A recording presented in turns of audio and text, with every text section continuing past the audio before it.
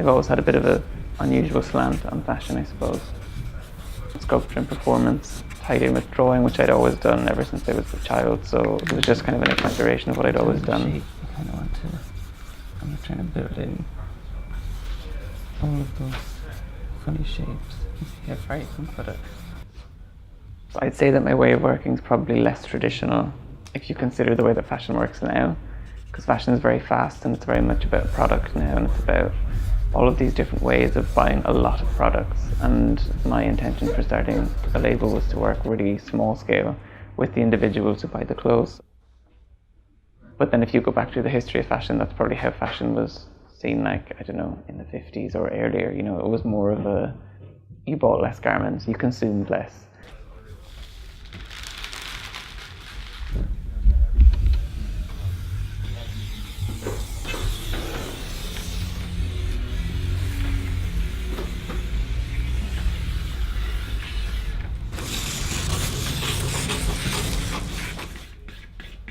We kind of make these huge patchwork things that are quite traditional, and they're very much a drawing that's in fabric.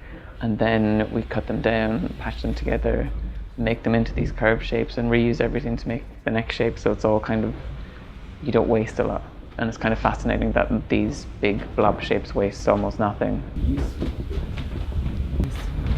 can actually cut the blue on.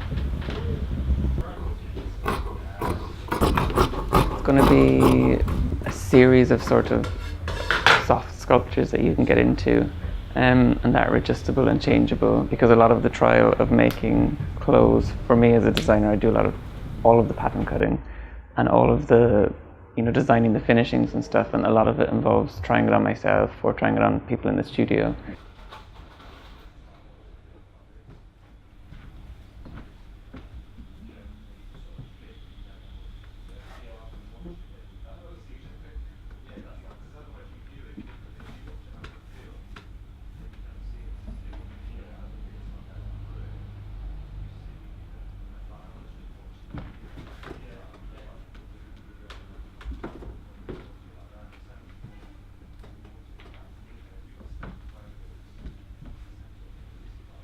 Even when I was studying, my practice involved a lot more sort of videos and writing and performance, and that's very much my background before I went to study it properly.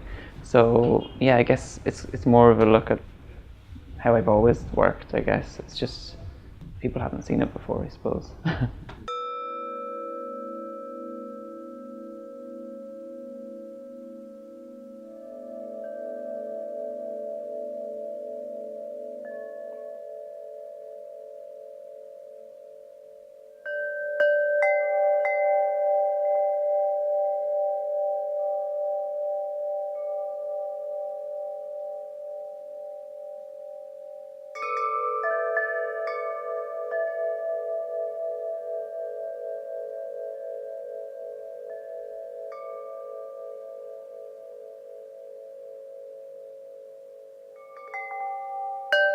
The dancers, I guess, it's almost a way of like them showing what you can do within a garment, because I guess I'm quite associated with the sort of luxury fashion, and people can be quite precious about that, but a lot of my interest in fashion come from things that aren't precious. It's almost like elevating things that are very mundane.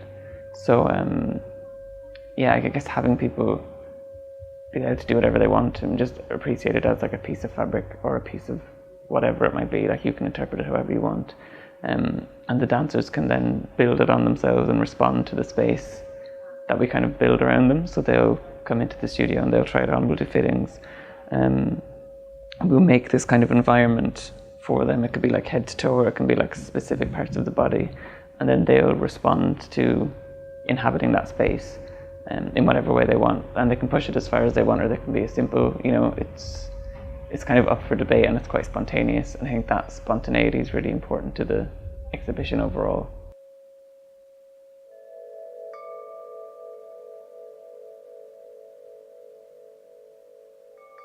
Sometimes it's for specific performance, like performers, so like musicians and stuff that we'll do stuff for. And I guess a lot of the fashion that I make is grounded in functionality, but that